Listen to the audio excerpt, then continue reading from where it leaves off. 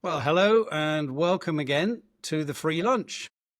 That lunchtime break where I like to pick on people that I think are interesting and can bring some value to our listeners. And I'm extremely excited to welcome to the free lunch today, Brenna Garratt, who has been somebody that I've worked with now for at least 3 or 4 years. And Brenna has a fascinating background, particularly in the area of branding and set up her company, Sustainer, in 2001 and developed that company over 20 years until eventually selling to a bigger group in 2021. And I'll let Brenna introduce herself now, but I think that what will be really interesting is to talk about leadership through the frame of managing clients and helping them to come to great decisions about their branding and their strategy. So that's what I'm kind of hoping to talk with you today, Brenna, and welcome. Thank you. Thank you, Eddie. And you've been instrumental in helping me in the last 3 or 4 years. So I'm delighted to be here and grateful to be asked. Very, very pleased to have you. Okay, so my story, interesting to kind of recollect. It's almost like I didn't have a specific frame, as you'll call it, for my life's work and my achievements. I just kind of let life unfold in different ways, and it kind of led me to where I am today. So in the context, 2001, pretty crazy time in Yeah. the You picked a pretty good year to launch a it's new a really good business. year to found the company. I was with an organization who my background is graphic design. So I was working as a graphic designer in a firm that did all the wrong things during the dot-com buildup, right? And we grew from 60 people to 600 people by buying a bunch of businesses. We had an infusion of cash from Omnicom. And we were all kind of, we had stock and we were going to be bazillionaires. And we were all waiting for this tsunami of this thing called the web. And it was going to dramatically change everything. And a couple of websites that we did do as a company, they were literally 7-figure websites. Can you imagine? Right now, it's you can buy it for $50 and do your own. But they just didn't manage the business well. And then when the bottom fell out during the dot-com bust, the company got pushed through bankruptcy. I learned that in reductions in forces, RIFs along the way, that if you owned client relationships, that you had a lot more staying power because you had a lot more value to the organization. And there's a plus and minus to that too, because there wasn't much left to give that last round of riffs. Like we got employed longer, but at the same time, the coffers were dry at that point. So They'd run out of money by the time they got to you. Exactly. But nonetheless, I kind of knew the writing was on the wall, and I used the last 6 months at the company to kind of plan out what I was going to do next. And I happened to get a call from a private equity guy that I had worked with at the business. He had another opportunity, and I just asked, his name is Michael Klein. And I asked Michael, I'm like, would you mind working with me? Because I'm going to, leave the company. And he's like, I work with you anyway. So why? Yeah, of course, of course. So that was the foundation of Sustaina, because I had a paying client. Nice. And it was a company in Ireland, of all places, and with the CEO's name was Paul French, and he was an Irish guy, which was an interesting scenario. But at the time, I was also considering working with a guy who we were going to hire at the previous firm. And I ended up partnering up with him to start the business. And so Richard and I worked on that project together. Since I had been doing branding work, I had a methodology. So I had the, the nuts and bolts to do it. At the time I was still doing the work. So I wasn't overtly leading it and having other people to do it. So that made it easier for me. So I could just roll up my sleeves and just do the work. And at that time, was it because obviously I also lived through the dot-com bubble, working for an internet startup, and then kind of going back to the mother company when it all Yeah. went. But well, Yeah. actually, that company did continue on eventually and was successful, but it wasn't a particularly easy time. And so when you were starting out, you'd have that immediate experience of all the kind of like highs and lows of the internet and how it's going to change the world and all that stuff. So did you go in thinking, okay, I am going to surf this wave, or did you go in thinking, no, I'm actually not surfing. I'm going to, focus on what I kind of know about, regardless of internet. The latter. Right. Yeah. Yeah. Because it's too new. And don't know if it interested me as Yeah. much. It seemed like a channel as opposed to the work that we do that would populate the channel. Yeah. So, No, so 100%. yeah, so I was more intrigued with laying a foundation for a Hmm. company around Hmm. their brand, thinking about it strategically. And the beautiful thing with working with private equity is, the private equity opens the door. You have to win the work with the portfolio company. You're usually working with CEOs because they know that there's another bite at the apple for them, because they're going to get an infusion of cash and likely an adjustment to their strategy. And so they know that they have to focus on, how they're positioned in the market and, what their competition looks like, what's going to be their most unique differentiator, and to double down on that. A lot of CEOs, and in this early stage, private equity is all over the place today. 20 years ago, it was still a new thing. But nonetheless, to work hand in glove with a CEO was really interesting because they are wide-eyed and going, okay, so what's going to happen with this private equity money? How are they going to shape my business? And so it's an interesting intersection of working with the PE firm who has a strategic approach, the CEO who's been doing something well, but the PE firm sees greater potential. Yeah. And so we have to figure out how to navigate that.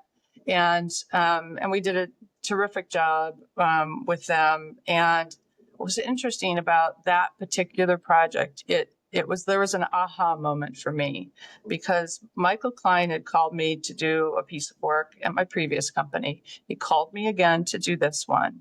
And we knocked it out of the park. The company was in several years' time was acquired by IBM. Hmm. So it was a success for him and for the company. And I realized, you know what? If you do great work, the mothership takes notice, which is the private equity firm. And I'm like, that could be very simply be a growth strategy, which is to do great work. And that could be a sales strategy too, Yeah. right? Because they're just going to call you again. And I'm like, okay, I could do that. Yeah. And I Focusing down on one particular type of client, one kind of particular type of frame, really, of that private equity plus the companies that work for them. yeah, And I want to ask you a question, and I don't know if this is the best moment to ask it or should keep it for later, but it's that sort of link between branding, the visual design part that, I've worked for people that say, oh, branding, you mean logo, right, right? right, And the part where really it becomes purely an extension of the strategy, right. and that to what extent you were able in those early days as you were sort of getting into those companies, getting into those portfolio companies, how hard was it to get those CEOs to realize, this is strategic? Yeah. So I would say I kind of split my 20 years of growing Sustaina in half. And I would say the first half, it was evangelizing the value of brand, and helping them not see it as a cost center, but to see it as, a means to grow their business and as a profit center, basically. And, it was, a lot of times you're on the phone with CFOs looking at your contract. What are you going to, what am I getting for this? And then, you've got the squishy bit of how do you measure brand and the naivete of it's a logo. You just described the full range, right? Exactly. I was like, whenever on the phone with with a company's CFO, I'm like, oh God, here we go. What's interesting though is, and still to this day, our creative work, our visual design work is secondary to the strategy. The strategy always takes precedent, and it shapes the creative.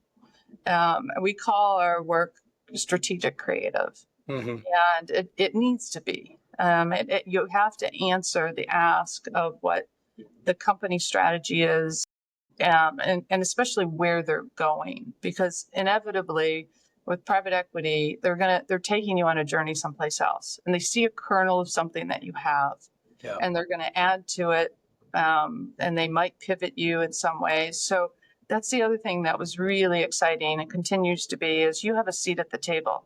Yeah. And my, early benefactor, Michael Klein, we went on a journey for 10 years. Yeah. And I branded, his companies, 10 or 12 of them over that period of time. It was just, it was a joy because he was a different kind of private equity guy. He wanted to build billion-dollar ideas. Yeah. So he sent his guys down a path to say, go find me a billion-dollar idea. He was all business B2B too. That's the other thing that I was really clear about in terms of the business. I didn't have business to consumer experience coming into, hanging my shingle out, if you would. Yeah. I understood B2B. Yeah. And that was a distinction I held fast to, and I still hold fast to. And like, we're too small to be a generalist. We had to focus. Business to business was underserved at the time. Business to business branding in 2001, Yeah. very, it was like, it was a head scratcher for people. And my premise to these companies is like, why don't you deserve to get the same benefit that a B2C company would get as a B2B company in your space? Yeah. And, that's part of that kind of argument I would make for the value of what we did. I love that. And funnily enough, as you know, I worked for many years for Amadeus, which is a B2B company. And Yes. I was responsible for the branding, amongst other things. And one of the things that we used to say was, we want to have B2C quality and creativity in the Exactly. B2B space. Why not? Yes. So it sounds like a similar sort of thing. But also, I love the fact that, you set out with very clear focus. You're saying, okay, it sounds to me like if something else had come along that was B2C and not quite in your space, you probably would have not done it. You sounds like you were really focused. That's a hard thing to fake. It's, and the other thing with B2C is the fickle consumer. I just can't deal. Like, so B2B is challenging in and of itself because you know who you're selling to. Our companies know who they're selling to. Problem is, all their other competitors are selling to that same buyer, right? But at least you know who that buyer is, right? And at least you can figure out, how do I help that company differentiate themselves enough that they can win the work over their competition.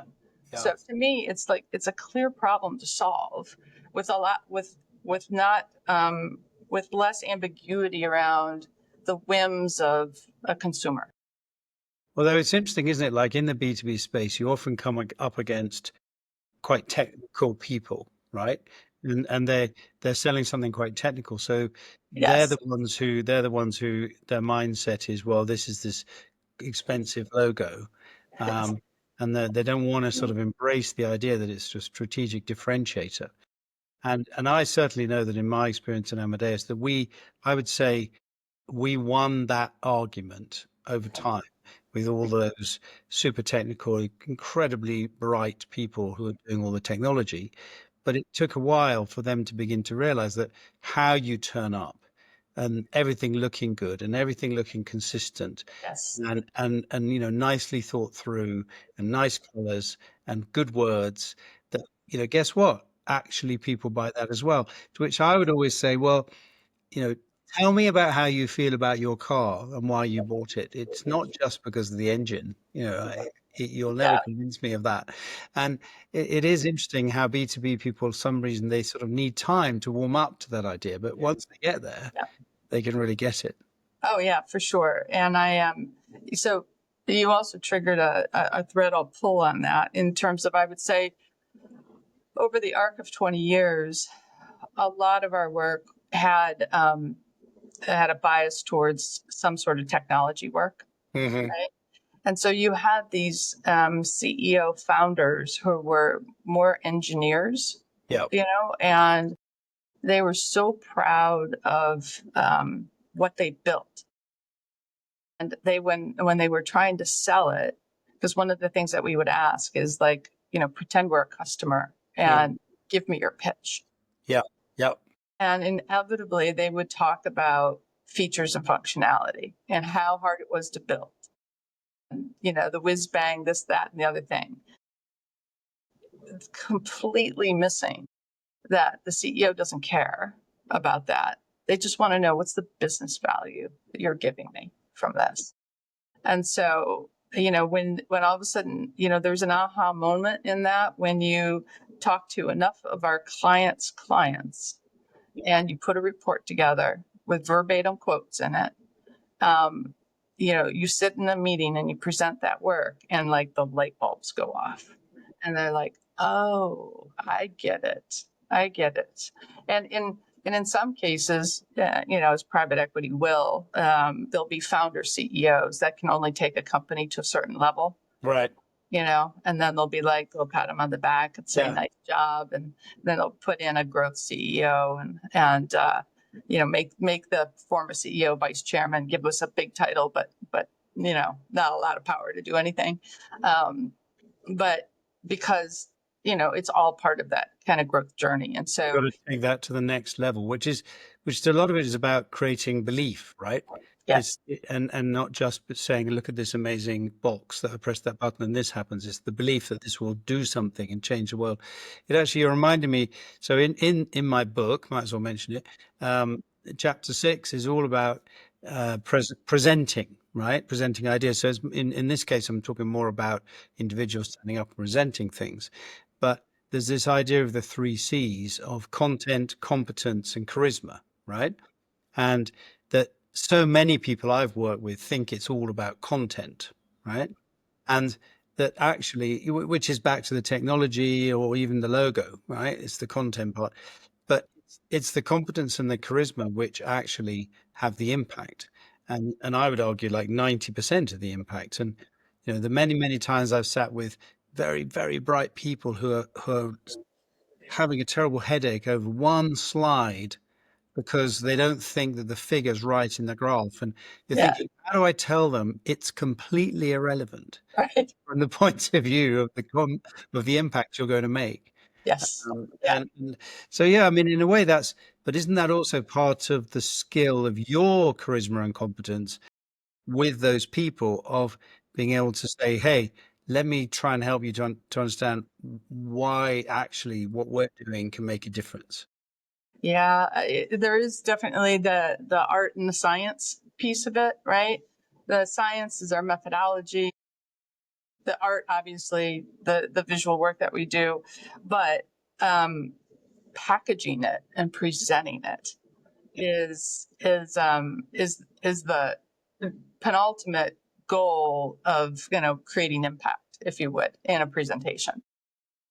I had a great story.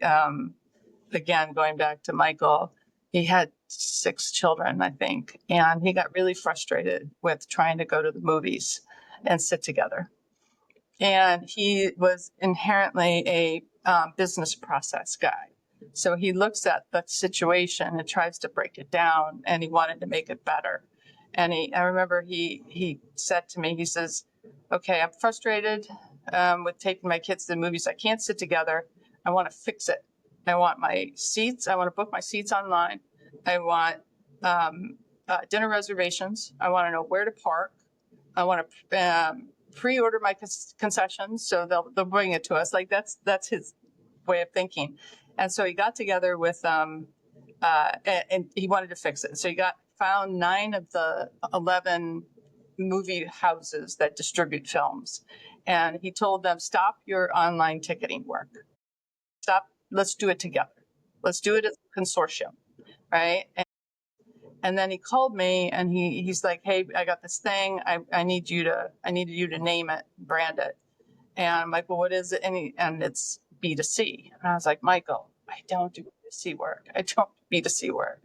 And he's like, you can do it. You can do it. I was like, and it's the one case example we have that's B2C. Okay. And so to your point about impact, because it was B2C, we came up when we were naming this thing, and we've named 45 companies over the years, which is something I'm incredibly proud of. And we did focus groups, and Michael and I were in the room behind the one-way mirror, and Michael just got the biggest kick out of that, just as the premise. And there was a lady in there who we were testing 2 names. One was Fandango, the other was Pixie, Pixie. And this one lady, she just got so excited. She's like, Fandango, I love it. It makes me feel like I have fruit on my head and I want to dance. and we're videotaping this. And Michael was just like thrilled with that. And so we packaged up the videotape, and I had to go in, and I was working with another strategist. And we went in to present to this consortium of suits, these guys. At the time, there was 777 Film, Moviephone.com, very descriptive names that sat over here. And we were doing a fanciful name, that was going to evoke emotion and all that kind of stuff. So it's probably the most memorable presentation. And go to figure, it's a B2C deal. But we just popped in the tape, and they were like, Fandango. Yeah. So, but that charisma is part of it. It is also part of our own passion for what we do, and if you can emote that as part of those presentations, it's a big deal. Yeah. The thing that's interesting too is, at first it's words on a page. It's the findings of where they are today and how to reframe how they're going to talk about what they're doing tomorrow. But then there's the opportunity to introduce them to a new name and a completely new identity. And that's that other kind of, one has kind of that intellectual, like, okay, I get it. I need to embrace these new words and this new positioning. The other is, oh, wow, how cool is that? Yeah. Right. And so you mix those 2 things together. And my, I'm a consultant at the end of the day, but I never wanted my final deliverable to be a PowerPoint deck. Yeah, of course. I wanted to do work that lived in the world. Now, B2B work is, and that's when I built teams over the years. One of the criteria is you need to really like B2B. Mm-hmm. You agree. and I would say to them, I'm like, listen, this is a place that you're not going to be able to call mom and tell her the cool accounts that you're working on, because she's never going to understand or know about them. I'm like, and that's the deal. But in it, there's incredible opportunity because you're working with private equity and they're thinking about the next new thing. So I've always said that, part of our compensation is learning. like what's coming next, Yeah. because that's super cool. And then our work is really cool. And the companies that we're doing the work for have no clue of how to do this either. And that's that, one or two concentric circles removed from the organization, and that kind of objectivity. And when we talk to their clients, we talk to them with anonymity. Mm-hmm. So what we promise our clients is we will give you verbatim quotes of what your client said about you, but we will not tell you who said what. Right. Right. Very And often there aren't very many of them. So try to guess. Inevitably they try to guess in meetings and stuff like that, but we won't give it away. But when they hear like, oh, wow, that's how we're seen. That's how people talk about us. That's eye opening. But then it's like problem solution, and pretty quickly like, okay, this is the challenge. This is the problem. And we have a solution for that too. So, yeah, it is, I think part of being successful is just loving the work that you do. no, absolutely. I mean, I think with the B2B, you do a lot with not very much money often. And I think that's very powerful. So just what was going through my head when you were just saying that, I have this concept I call Meepathy, which is kind of an evolution of empathy. And Meepathy for me is understanding your impact, right? So for an individual, for a leader or a boss, when they walk into a room and they start talking, knowing very well what other people see and how they're likely to react to you, I think is a powerful thing.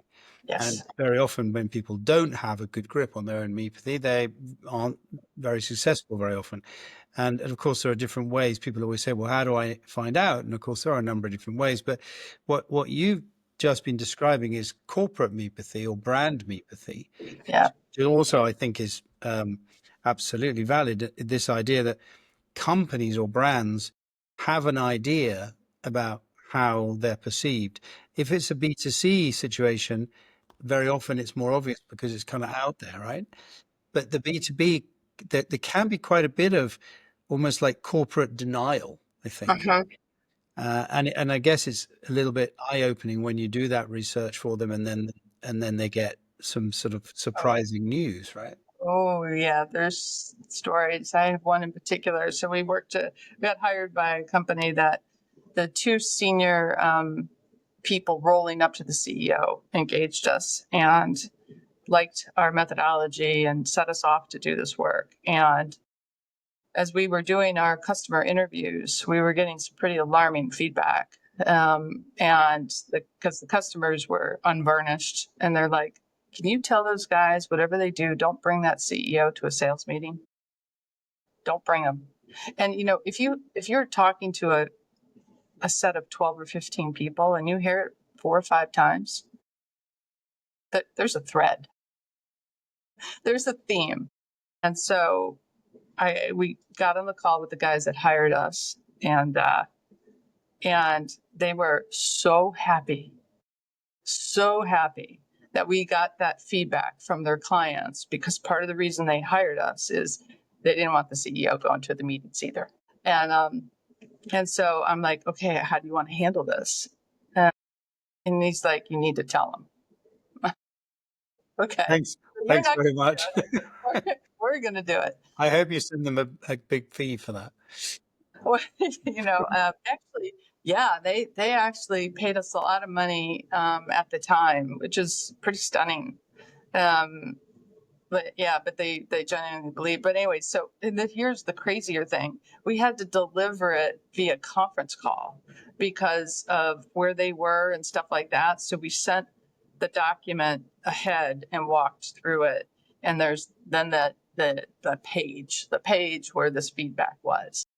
And the CEO just went quiet.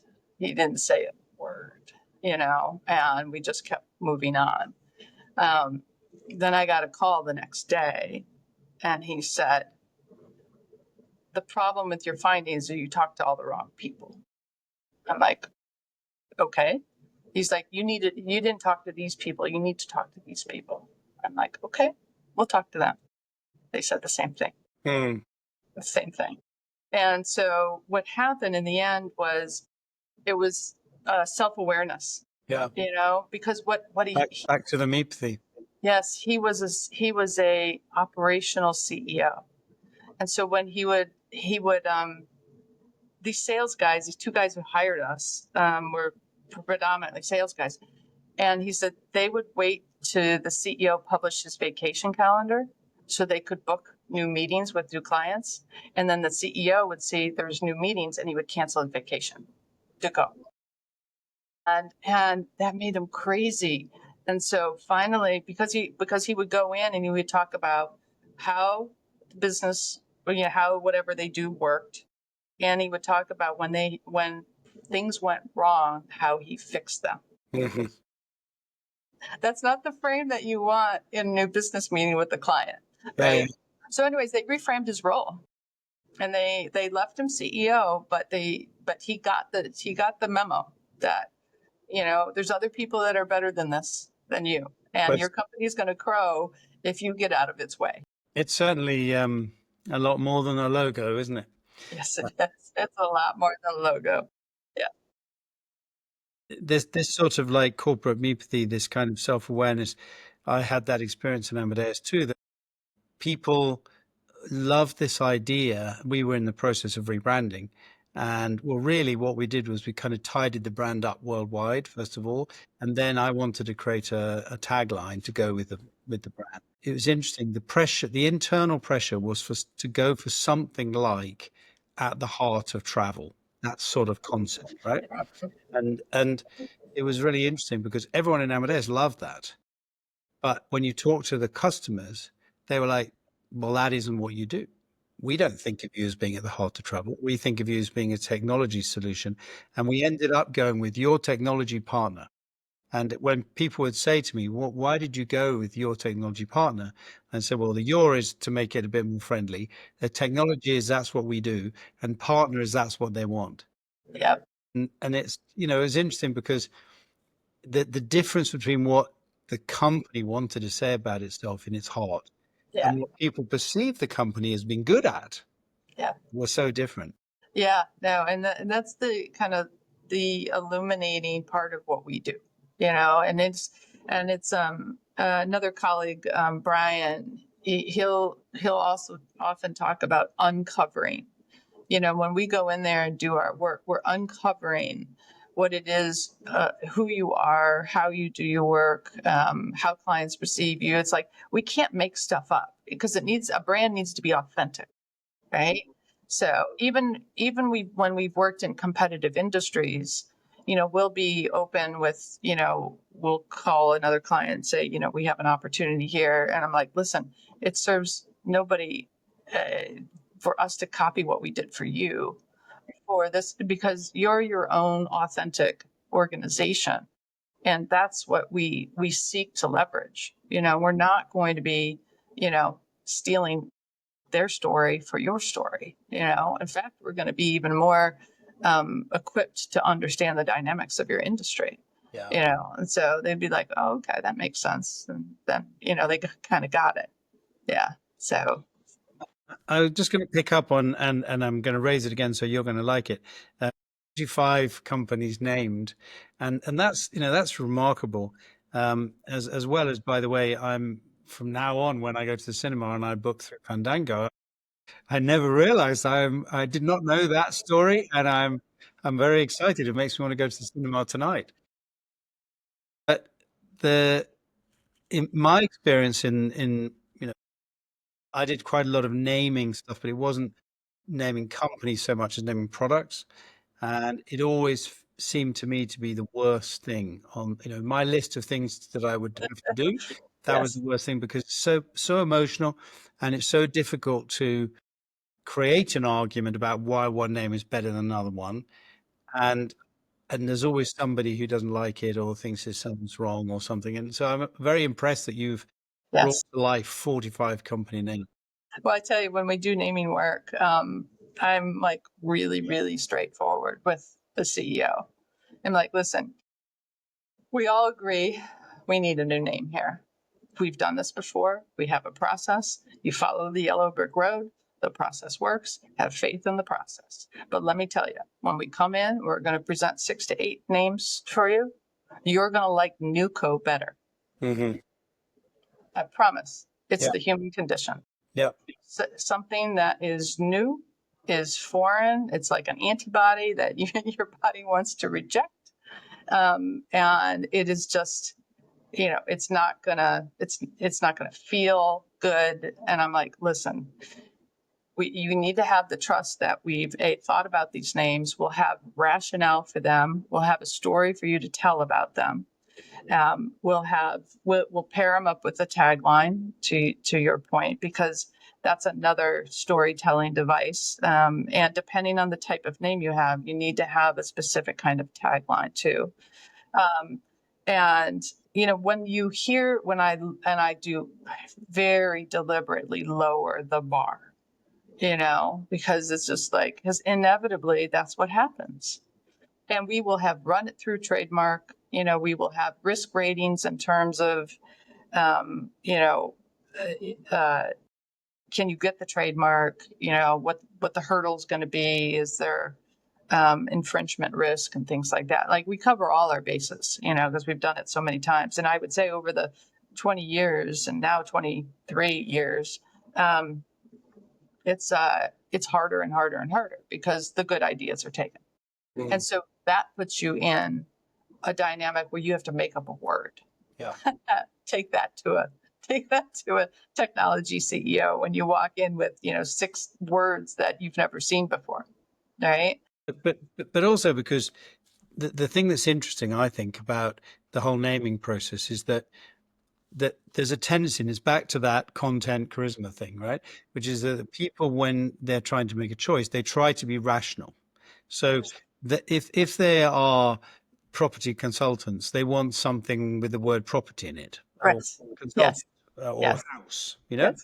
and Yes. or maybe they'll go for casa, because that means house in Spanish, and yet you can point to all these different brands, and I mean the 3 that I always mention are Apple, BlackBerry, and Orange.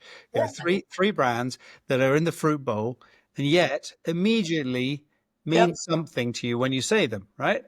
Yep. And so as a starting point, it must have been a really interesting conversation. And there is that film, isn't there, about that, when the Rim story about when they named the thing BlackBerry. I can't remember now why they called it BlackBerry. Oh, because it had all the little sort of dots and looked like a BlackBerry. Yes. But um, I think that that's such a fascinating area. And do you find that it's like, for example, you show the first, show the 5 names, and then you wait a couple of weeks and let people? Yeah. Well, what we'll do is we actually we create business cards for everybody in the room Right. with every name on them. They're not designed. It's all typography, because then they're all black. There's no color. We don't want to influence anybody with color. There's no identity at this point. It's just simply the word. And we're like, take these home, hand a card to your wife, see which one feels right in terms of when she's like, oh, well, why this name? Is there a story? And it could be the story we gave you that seemed to make sense to us, or it could be another story. Like, which one's starting to rise to the top, And it can be a weekend, because a lot of times these companies are moving fast. It could be a week, that we'll give them. I absolutely hate if we have to do a second round of names, because it's very difficult. But we usually nail it in the first one. And usually, there'll be differences of opinion or something. And then we also tell the client, we're like, when it comes time to make the decision, we need 2 or 3 people that are going to make it. It can't be made by, a larger group of people. It's just too much input. You got to make the call. Yeah. Yeah, I was going to ask about that, because actually when you were talking about the cinema before and the 6 kids, what was going through my head is that I only have to worry about 2 kids, but getting them to agree on what to go and watch is very difficult. So the idea of a whole bunch of senior executives deciding on a name, but I guess in the end, it's the sort of classic kind of get everyone's opinion and then make a decision, right? Correct. Yes. And Yes. then of course, what begins to happen is that empty vessel, which is that new name, gets start to being filled with That's exactly right. with Yeah. meaning as time goes on. And it doesn't take long. It can be your first 6 weeks or something like that. And we'll ask, hey, do you remember any of the other names that we presented to you? And they have no idea. And an esprit de corps develops, that vessel gets filled up with meaning, and they become fervent brand believers in that name. And it's especially helpful when companies roll up a bunch of different businesses, and none of the companies have the brand stature to be the master brand. So a net new name is strategic in so many ways because it helps to break down that tribalism that happens as Absolutely. well, right? And so all of a sudden there's a new flag to salute that we're all in on, and that is a huge, and we'll go in and we'll talk about it from a strategic position. It's like, listen, you need a new name because of these reasons, internally as well as externally, you know. It's incredibly valuable.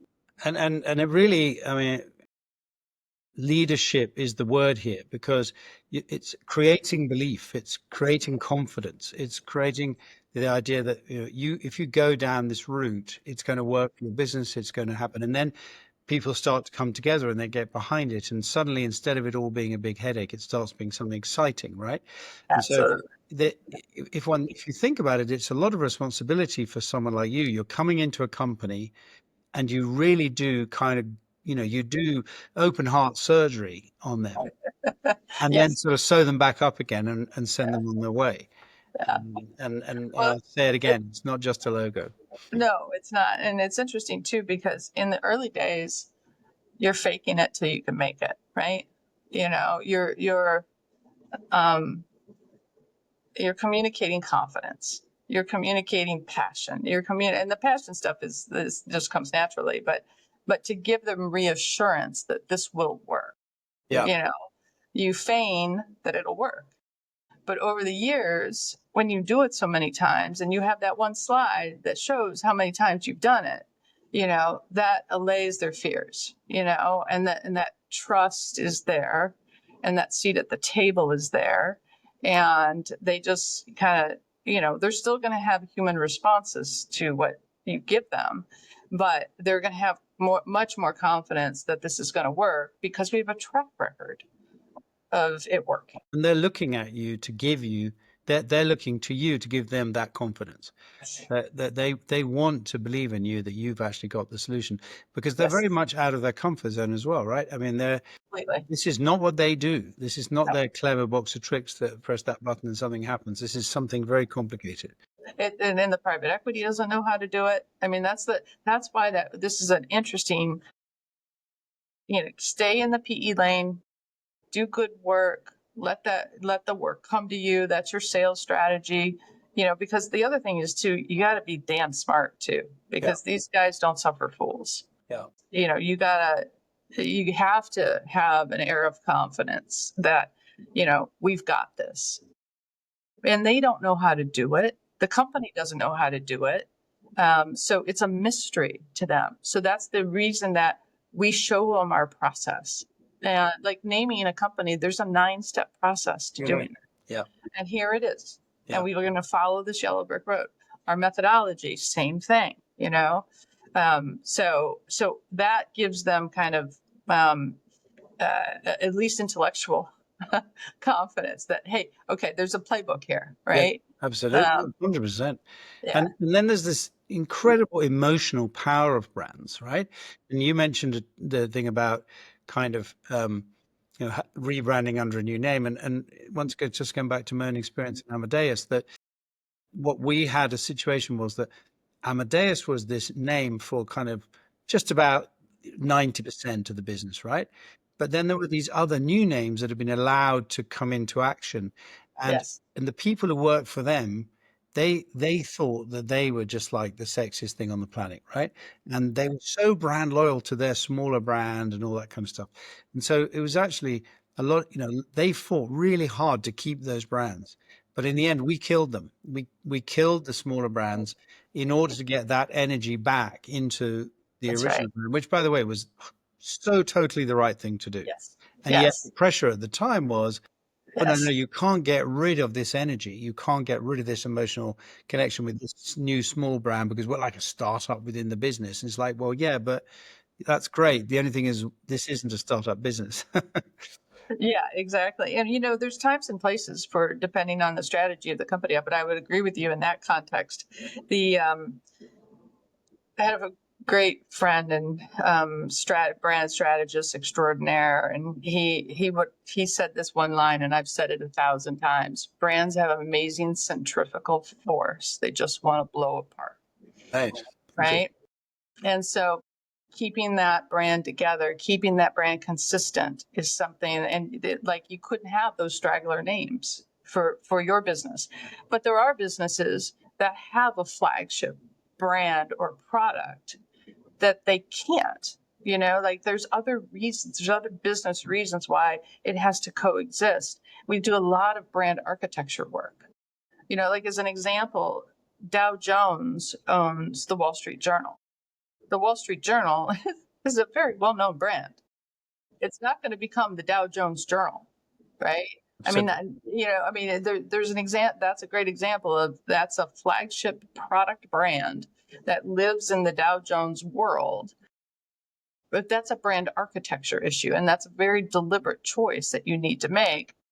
There's economic impact, there's business impact, there's all sorts of reasons. It's increasingly rare in today's kind of combine everything together, roll up type world to have a clean architecture like that. I think a lot of it comes down to the plan and the strategies. That's right. And I used to use the analogy of the garden, and I would say the problem is that these are weeds. So they look nice, they're very nice flowers, but nobody thought about where they would go in the garden. So we That's need right. to build a garden where Yes. all the different flowers make sense. I like that. And it is a reasonably powerful strategy because, of course, everybody loves their own weed, right? Yes. Yes. Yes. Yeah. Yes. It's They're very passionate about it, and they'll argue to the days long, that it needs to stay. Well, Yeah. now I can tell you one thing: if I ever find myself with a need to name anything, I'm going to ring you. Um, so just out of interest, have you ever come across a situation where all of your kind of good tools and your good processes and everything it's just not working with somebody? Have you ever had that? Yeah. You know, interesting question. Like, so it's like, have we been fired from a client? Um, uh, we have fired clients. Mm, right. Uh, yeah, I have one in particular. Um, CEO, complete control freak. All decisions had to be made by her. And they paid us a lot of money. And we could only get so far because we needed her input. And she was unavailable or just, she just, couldn't be bothered. And again, this was one of Michael's clients. And we spent through our process a lot, and we had the findings, we had names, we had identity, like we'd done all that work. And she just crossed a line with me, that I'm like, I'm done. I'm done. I'm done. I'm firing her. And I went back to Michael and I had a meeting with him. I'm like, Michael, I need to fire this client. Yeah. I said, and I've spent a lot of your money, you know, and I'm sorry about that. And he said, fire, But I think fire. once again, it's back to leadership because Yes. obviously, Yes. if one's in a situation where you've only got one client, you're trying to set up a company, and you're going to Yeah. work pretty hard to save it. But I think Yeah. that when you've built up a business and you've built up a track record and you've built up some financial stability, and you have a value set and you have a way of Yes. working, and you know that your system works if people are ready to work with it. I'm kind of glad I asked you that question because also I think you answered exactly what I would have expected, and I think that that's a really good lesson for people, particularly who are going into a kind of advisory type of role, which is Yeah. sure you get paid for your advice, but there comes a point where if no one's taking your advice, you should step away. Yeah. Because Yeah. and maybe question the advice you're giving, sure, make sure you're giving the right one, but if it just doesn't work, in the end, it really is not. It's never going to work. Exactly. I mean, and that's chemistry. I mean, I find that, so I have mentees now in my new role, and that power of observation, that power of reading the room, reading in the sales process, you're going to know if this is a good client or not. Yeah. When economic times are challenging, and it's been a roller coaster ride, obviously over 20 years, and sometimes you just got to take the deal, but you do it with eyes wide open, going, this is going to be a really hard client. It's going to be hard to do our best work because they're just going to be challenging people. So that power of observation, and I encourage my mentees to be political as well. I mean, really understand that there's an ecosystem. You need to figure out who the players are, who the decision makers are, who the influencers are, who's the naysayers. That you got to have line of sight to all that stuff. I worked for I had a $16 billion client for 4 years, and I outlasted the CEO who brought us in. I just went from CMO to CMO to CMO and just kept doing the work over and over again. It was a frustrating account, highly lucrative, but very frustrating. But it was just because you can read the room. You just know, how to navigate the complexity of people. Yeah. Yeah. And it's a skill you can learn, but I think it's one of those that's innate with me. I just have it. Yeah. So we've amazingly been talking for 51 minutes. Yes. It's really, really interesting. I've enjoyed it very much listening to you and discussing this area. I was just thinking as a kind of final question, whatever. So let's sort of, roll back those 23 years, or whatever it is, or 24 years. And let's imagine, I mean, you've talked about the importance of focus, about the importance of sort of picking one particular lane and really sticking with it. You've talked about the importance of process, being able to prove stuff, having your system. And then you were talking about the importance of relationships and understanding the people and knowing, getting good at that part. So there's 3 really powerful messages there. But imagine that there's somebody out there and they're just coming out at the end of a pretty complicated thing. They're collecting their redundancy money and they're about to set up their business. Would you have any one particular sort of thought for them, or a word of advice that you would give somebody in that situation now? That old adage of that they say you'll never work, if you love what you do, you'll never work a day in your life, right?